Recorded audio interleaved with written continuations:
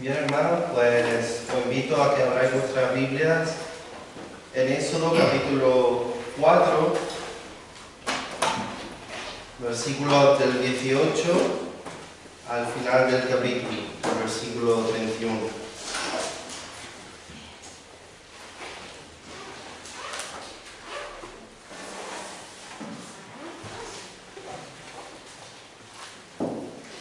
Éxodo 4, versículo 18 al 31. Vamos a ver en este pasaje que Moisés regresa a Egipto. Después de 40 años, Moisés regresa a Egipto. Y dice así, del versículo 18, así se fue Moisés, y volviendo a su suegro Jetro, le dijo: iré ahora y volveré a mis hermanos que están en Egipto, para ver si aún viven. Y Jetro dijo a Moisés: ve en paz. Dijo también Jehová a Moisés en Madián: ve y vuélvete a Egipto, porque han muerto todos los que procuraban tu muerte. Entonces Moisés tomó su mujer y sus hijos y los puso sobre un asno y volvió a tierra de Egipto. Tomó también Moisés la vara de Dios en su mano. Versículo 21. Y dijo Jehová a Moisés: cuando hayas vuelto a Egipto, mira que hagas delante de Faraón todas las maravillas que he puesto en tu mano. Pero yo endureceré su corazón, de modo que no dejará ir al pueblo. Y dirás a Faraón: Jehová ha dicho así: Israel es mi hijo, mi primogénito.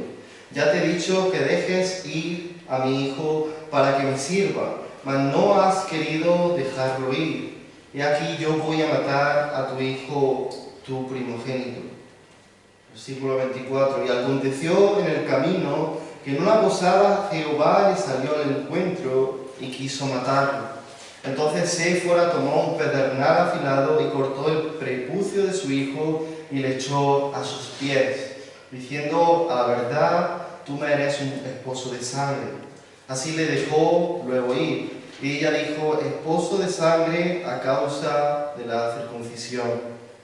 Y Jehová dijo a Aarón, ve a recibir a Moisés al desierto. Y él fue y lo encontró en el monte de Dios y le besó. Entonces contó Moisés a Aarón todas las palabras de Jehová que le enviaba y todas las señales que le había dado. Y fueron Moisés y Aarón y reunieron a todos los ancianos de los hijos de Israel. Y habló Aarón acerca de todas las cosas que Jehová había dicho a Moisés e hizo las señales delante de los ojos del pueblo.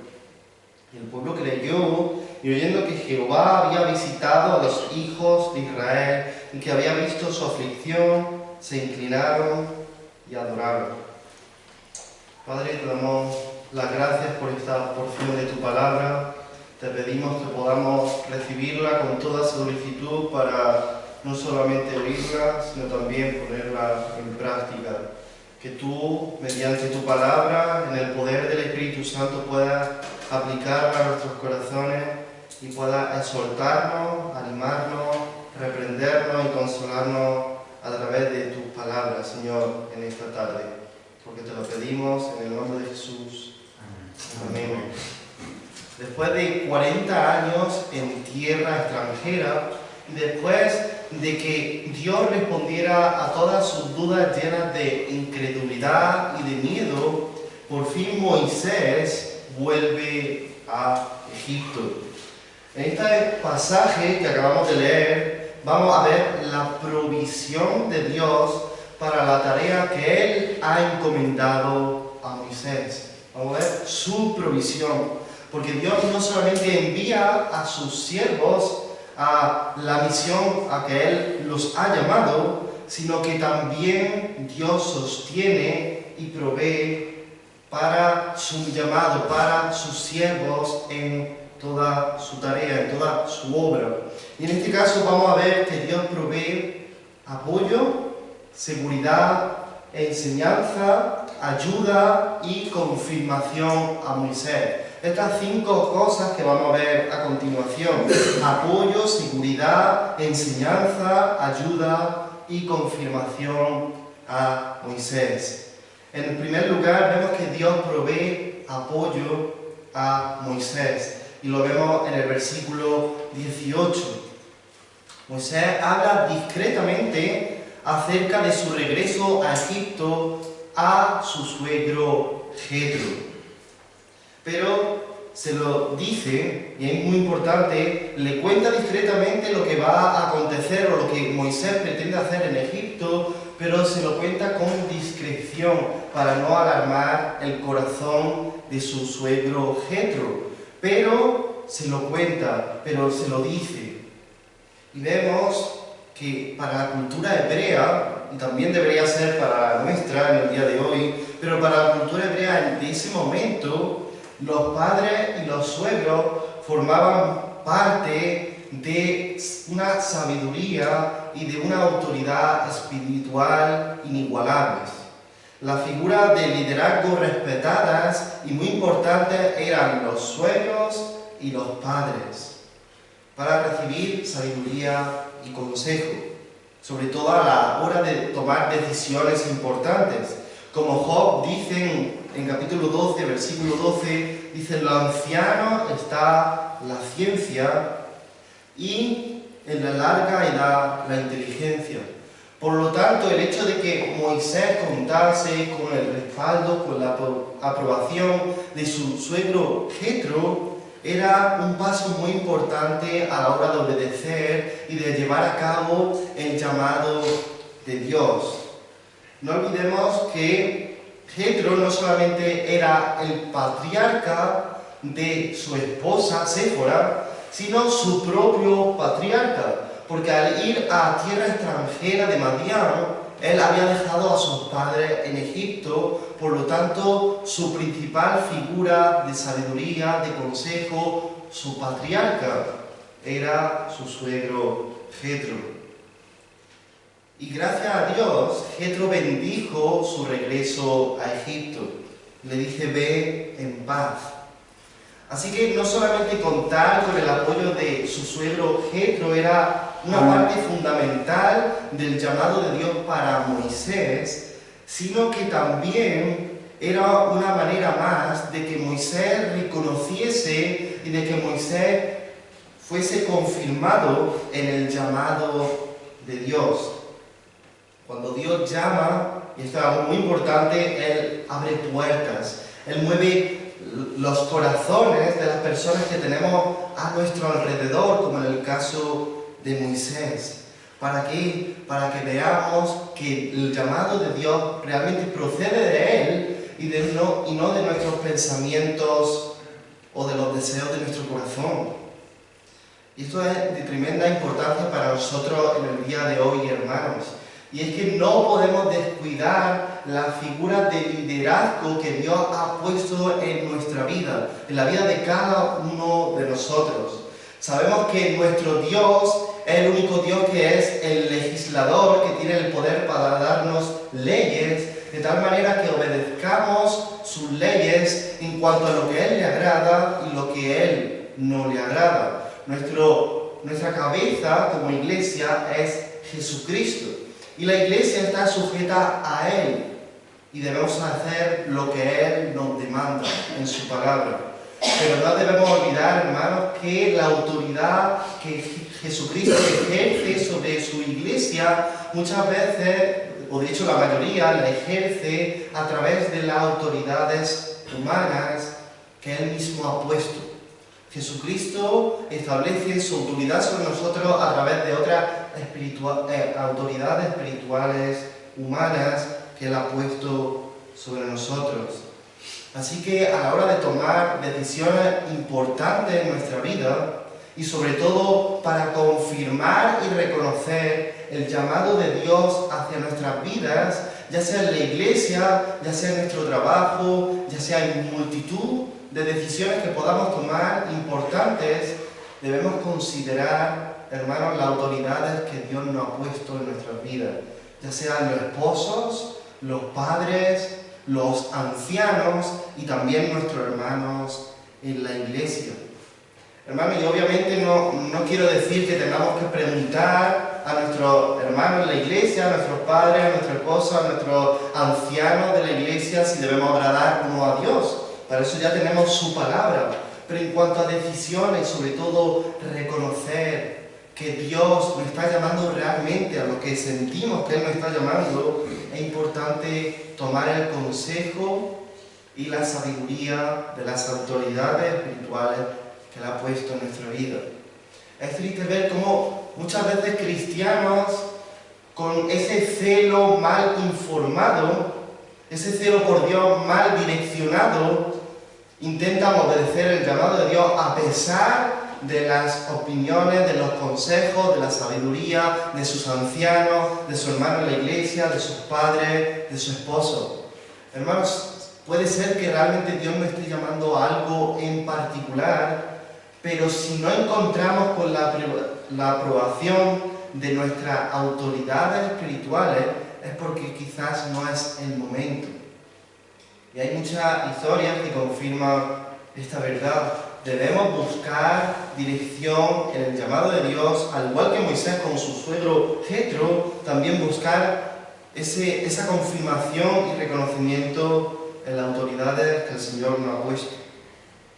En segundo lugar, de los versículos 19 al 23, vemos que Dios provee seguridad para el corazón de Moisés. Lo primero es que vemos que Dios le dice que todos los que buscaban su muerte habían muerto. Eso se lo dice en el versículo 19. También Moisés lleva la vara de Dios en su mano, que era el símbolo de la presencia y del poder de Dios. Es decir, él estaba confiado, seguro, no en sí mismo, sino en el poder y la presencia de Dios. Y también Dios le dice a Moisés lo que le espera, qué es lo que le va a acontecer en el futuro. No para que él se turbe, no para que su alma esté agitada, sino para asegurar su corazón. Dios le dice a Moisés que encontrará oposición de parte de Faraón. Pero también Dios le asegura que todo está bajo su control soberano. Faraón se opondrá ante la petición de Moisés por mandato de Dios, pero Dios está bajo control. Puesto que Faraón, se nos dice en el versículo 22, puesto que Faraón no dejará ir y salir al primogénito, al hijo primogénito de Dios, Dios matará al primogénito de Faraón. El castigo es justo. Faraón oprime y no deja ir al pueblo de Dios, al primogénito de Dios, así que Dios castiga al hijo primogénito de Faraón. Pero vemos algo más, y es que el propósito de Dios para sacar a Israel de la esclavitud en Egipto no es solamente para romper las cadenas egipcias que estaban sobre el cuello de los israelitas, sino que un propósito mayor es que Israel le sirva. Dice el versículo 23, no has dejado salir a mi hijo primogénito para que me sirva. Dios quiere un pueblo que le adore, que le sirva y que le ame. La esclavitud en Egipto y el éxodo, la liberación del pueblo de Israel, solamente eran el primer paso para el propósito mayor, y es que el pueblo del pacto de Dios le sirva.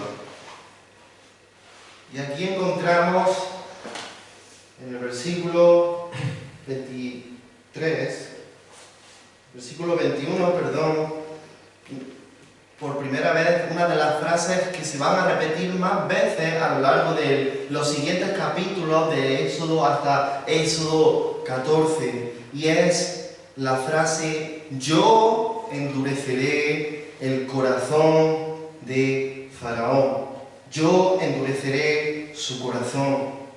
En próximos pasajes veremos más adelante y de manera más detallada qué es lo que esto significa, qué es el hecho de que Dios endurezca el corazón de Faraón. ¿Acaso Dios puso pecado o lo obligó a pecar? Obviamente no, pero esto lo detallaremos más en adelante. Pero por ahora basta con decir que nuestro Dios es soberano, es el rey de su universo, porque no olvidemos que esta creación, que este mundo, que este universo, incluidos nosotros, los seres humanos, pertenecemos a Dios, somos su creación y por lo tanto Dios tiene el dominio y la autoridad sobre aquellas criaturas y aquella creación que Él mismo ha hecho. Como decía una antigua oración, dice: el corazón de los reyes está bajo tu dominio y soberanía, y tú lo predispones y transformas según tu sabiduría divina. La única razón por la que no nos gusta escuchar estas verdades bíblicas es porque al corazón del hombre le resulta detestable que Dios tenga el punto y final en la historia de la humanidad en general y el punto y final en la historia de nuestra propia vida. Al corazón del hombre le resulta horrible pensar que es Dios el que tiene la última palabra, que es Dios el que controla nuestro corazón y que no somos nosotros los dueños de nuestro propio destino. Hermano, esta no es una verdad para horrorizarnos, para pensar cómo Dios puede hacer esto, sino más bien es una verdad de gran consuelo. Nuestro Dios nunca ha dejado el trono y nunca lo dejará, y por lo tanto el éxito de la misión a la que Él nos ha llamado está garantizada por el mismo Dios soberano. Y hermano, seguramente Dios no nos puede decir a través de su palabra que todos los que nos procuran nuestra muerte morirán, que todos los que se nos oponen morirán. Dios no nos ha prometido eso. De hecho, Jesucristo nos prometió que íbamos a soportar oposición de parte del mundo, que el mundo nos iba a aborrecer. Y tampoco, como Moisés, tenemos la vara de Dios. Pero lo que sí debemos estar seguros es que nuestro Dios poderoso reina y que Él está con nosotros. Su presencia nunca nos abandonará en medio de la misión que Él nos ha llamado, y es extender el reino de los cielos en medio de este mundo caído. La forma que cada uno, Dios nos ha llamado de manera diferente para glorificar a Cristo, para ser sal y luz del mundo, para alcanzar a los perdidos, pero el propósito es el mismo, es extender el reino de los cielos. Y contamos con su voluntad, de tal manera que los que se nos oponen no nos pueden tocar ni un solo pelo de nuestra cabeza sin la voluntad del Padre. Dios gobierna los corazones de las personas, Dios gobierna su creación y sobre nuestros enemigos. De tal manera que el plan de redención que Jesús nos llamó a hacer discípulos de todas las naciones, se cumplirá porque Él reina. En el versículo 24 al 26 encontramos que Dios provee enseñanza. Dios ya le ha mostrado su santidad a Moisés, también le ha mostrado su gran nombre, yo soy el que soy. También le ha mostrado su omnipotencia a través de esas tres señales que vimos hace un mes. Pero sin embargo Moisés todavía debe aprender por experiencia que nuestro Dios, que el Dios que le está llamando es un Dios justo. Y que Él no hace acepción de personas, según sean israelitas o no. Dios no hace acepción de personas, Dios es justo. Así que en este extraño pasaje, uno de los pasajes más extraños de toda la Escritura, encontramos tres cosas. La primera es que Dios quiere matar a Moisés porque no ha cumplido con el mandato pactual de circuncidar a su hijo. Como dice Génesis 17, los padres debían circuncidar a sus hijos en el 8º día como una señal de pertenencia al pueblo de Dios. Así que Dios lo quiere matar. Por eso, en segundo lugar, vemos que Séfora hace con su hijo, es decir, circuncidarlo, lo que Moisés debería haber hecho como cabeza de familia y hace mucho tiempo.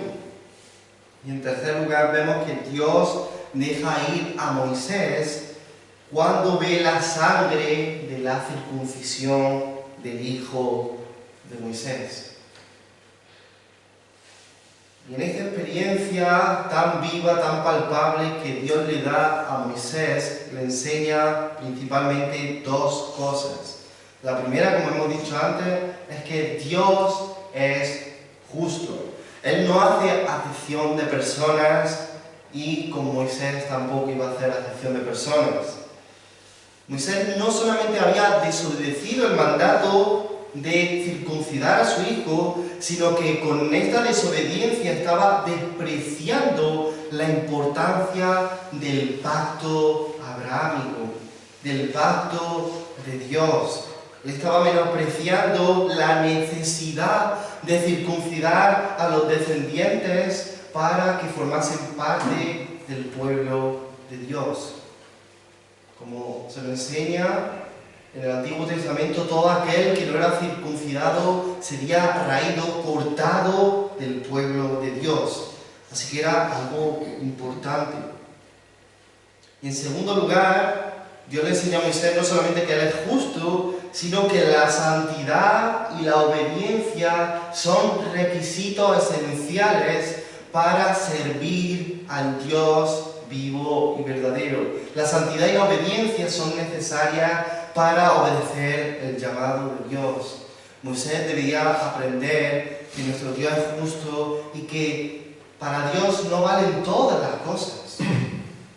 Como dice en 2 de Timoteo 2:21, hablando del apóstol Pablo a Timoteo, dice: así que si alguno se limpia de estas cosas, será instrumento para honra, santificado y útil al Señor y dispuesto para toda buena obra.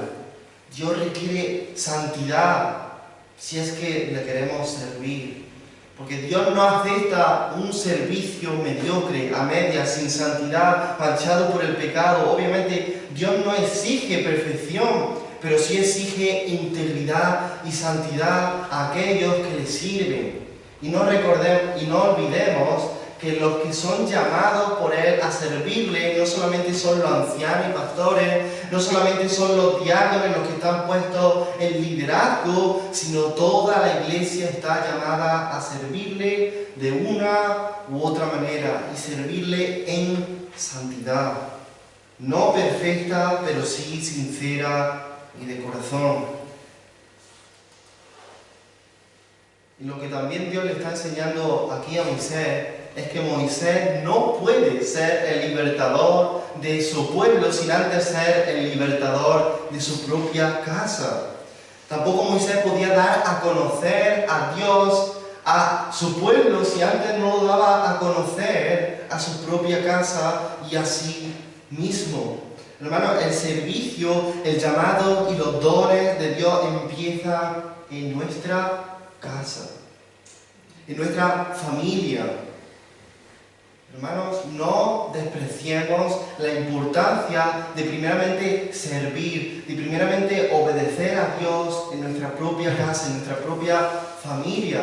¿Para qué quieres que multitudes se arrepientan a Cristo si no has dado a conocer el Evangelio a tus hijos? ¿Para qué quieres servir a la iglesia y que otros te vean si no sirves en tu propia casa?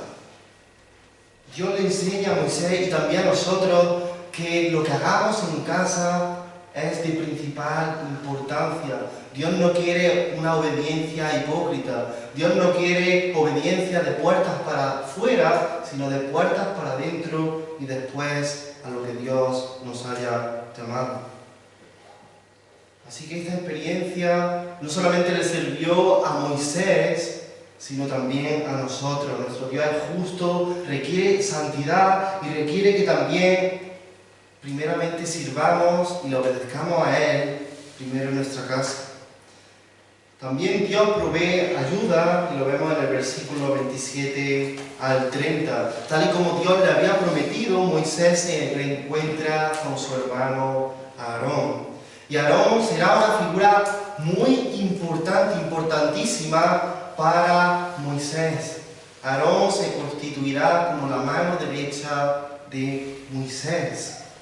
Así que en todo este acontecimiento y en este pasaje vemos que Dios lo tiene todo bajo control. Y esto me recuerda un poco a lo que compartió y predicó Samuel hace poco en el domingo, y es cuando Dios llama a Ananías para que reciba a Saulo, al apóstol Pablo, para que recobre la vista, y le dice dónde estaba, que imponga sus manos, que recobre la vista, porque aquí él ora. Y Dios lo tiene todo bajo control, y aquí también vemos lo mismo. Dios habla a Aarón y dice, ve a recibir a Moisés al desierto. Hermano, nuestro Dios es un Dios que lo gobierna todo y no se le pasa ni un detalle. Y para Moisés era muy importante tener a Aarón como su boca, porque antes, como vimos, Moisés había expresado sus dudas, su insuficiencia en cuanto a su forma de hablar, y Dios le provee a Aarón. Así que Aarón habla todas las palabras que Jehová había dicho a Moisés, Moisés se las dice a Aarón, y Aarón hace las señales ante los ojos del pueblo.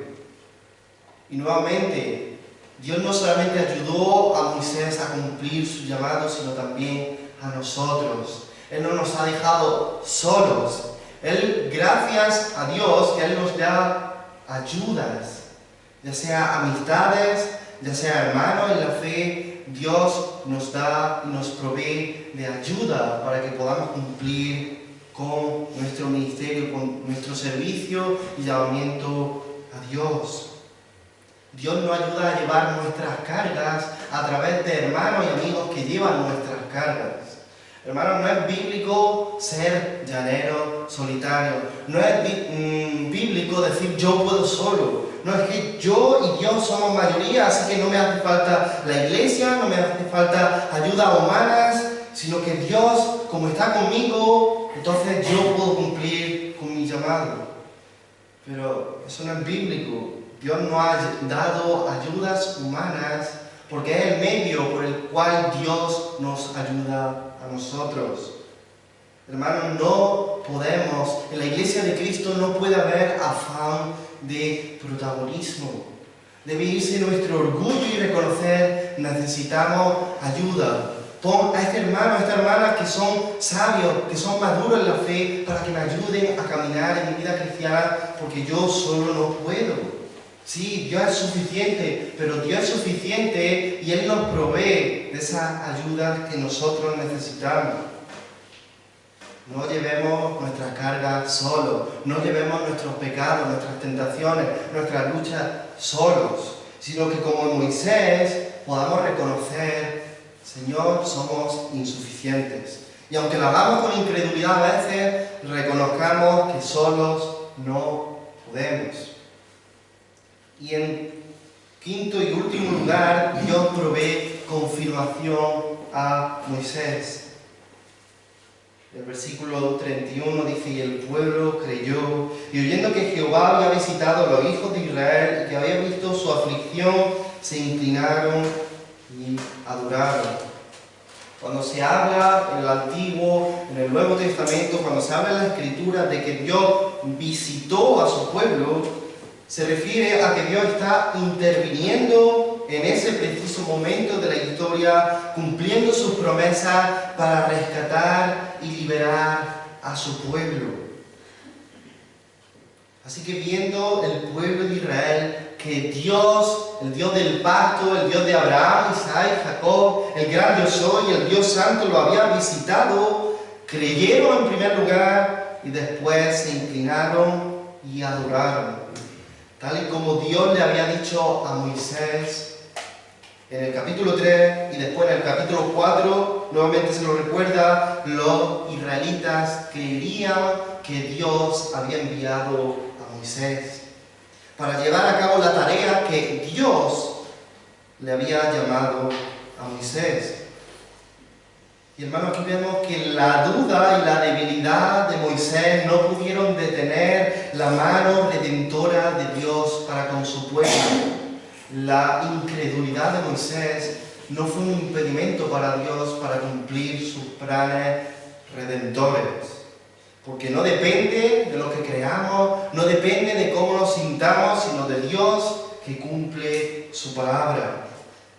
Y hermanos, para finalizar, y siempre terminando en Cristo, en la persona y en la obra de Jesucristo, en Lucas capítulo 1, versículo 68 al 70, leemos una expresión de adoración de parte de Zacarías al saber que Dios había enviado o iba a enviar a Jesús. Dice: bendito el Señor Dios de Israel, que ha visitado y redimido a su pueblo y nos levantó un poderoso Salvador en la casa de David su siervo, como habló por boca de sus santos profetas que fueron desde el principio. Hermanos, con la venida de Jesucristo a este mundo, por la encarnación de la segunda persona de la Trinidad, Dios visitó a la humanidad de una manera palpable, tangible, de una manera poderosa, de una manera mucho más abundante de lo que había visitado Dios en este versículo, en esta época de la historia, en el Éxodo. Cuando Dios envió a su Hijo Jesucristo, Dios visitó de una manera gloriosa a la humanidad. ¿Para qué? Para salvarla, para redimirla de sus pecados. Con la venida del Verbo encarnado, Dios nos visitó, hermanos. En Jesús, Dios visitó a su pueblo.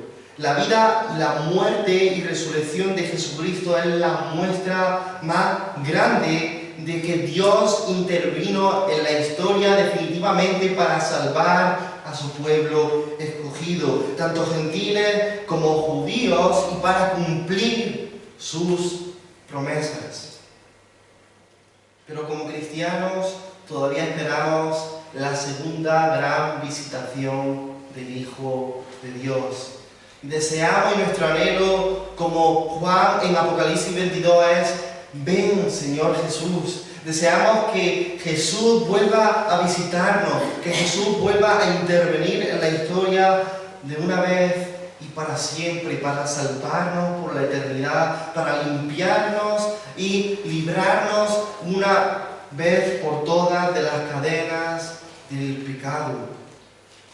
Hermanos, y ante esta visitación, tanto de la primera venida del Hijo de Dios como de la segunda venida del Hijo de Dios que esperamos, nuestra respuesta como el pueblo de Israel a las palabras y señales de Moisés y Aarón es creer y adorar. Hermanos, cuando Dios llama, Él provee de todo lo necesario para cumplir con el llamado para el cual Él nos ha llamado. Él tiene todo bajo su control soberano y no se le escapa ni siquiera un solo pequeño detalle. Debemos confiar en su fidelidad, en sus promesas, porque Él es digno de confianza, y también creer que Él es justo, que no todo vale, que Él es santo, que nuestro servicio a Él debe ser en santidad y en pureza de corazón. Y aunque seamos sus hijos, Él no hace acepción de personas, porque Él no tolera tampoco nuestro pecado. Debemos recordar, por último, que es por medio de la sangre de Cristo que Dios no nos ha matado, no nos ha condenado eternamente en el infierno. Es Jesucristo, hermanos, quien marca la diferencia entre aquellos que pertenecen al pueblo de Dios y aquellos que serán condenados y se perderán eternamente. Padre, te damos las gracias por tu palabra, porque podemos extraer de ella tesoros y joyas para nuestra alma. Padre, nuestro deseo es que tú nos afirmes y nos des seguridad, Señor, en tus palabras, y que el pasaje que acabamos de escuchar pueda tocar nuestros corazones, también nos pueda ayudar a ponernos de rodillas y arrepentirnos por nuestra incredulidad, por nuestra falta de santidad, por creer que tú eres un Dios que lo permite todo, por tolerar el pecado en nuestra vida y en nuestro servicio a ti. Gracias por tu palabra y te pedimos que ahora escuches nuestras oraciones, porque confiamos en aquel que nos visitó en tu Hijo Jesucristo, nuestro Señor y Salvador. Te lo pedimos en su nombre. Amén.